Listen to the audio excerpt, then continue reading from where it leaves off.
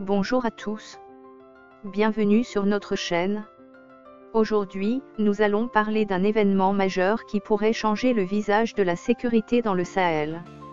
Le Niger, le Burkina Faso et le Mali ont décidé de s'unir pour former une armée de 5000 soldats contre le terrorisme. Restez avec nous pour tout comprendre.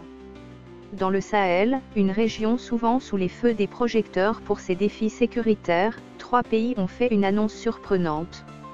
Le Niger, le Burkina Faso et le Mali, tous ayant connu des coups d'État récents et confrontés à des attaques djihadistes, ont décidé de fusionner leurs forces militaires. Pourquoi ?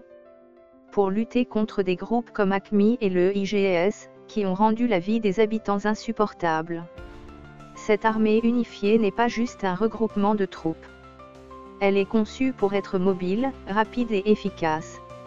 Avec ses propres moyens aériens et de renseignement, elle vise à sécuriser les frontières, les routes commerciales, et à permettre aux populations déplacées de retourner chez elles en toute sécurité.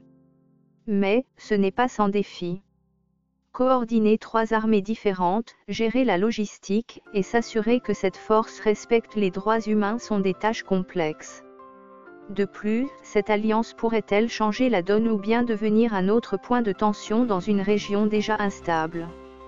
La réponse dépendra de sa capacité à non seulement combattre les terroristes mais aussi à gagner la confiance des locaux et à promouvoir un développement durable. L'aspect politique est également crucial.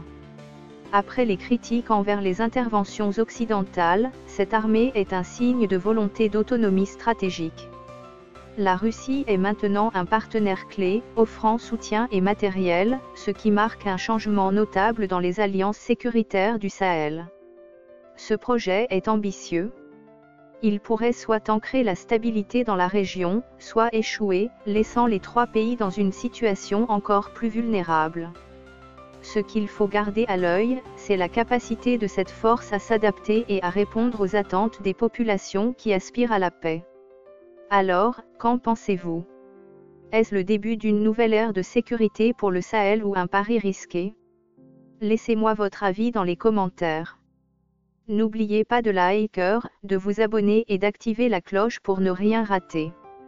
Merci d'avoir regardé, à la prochaine.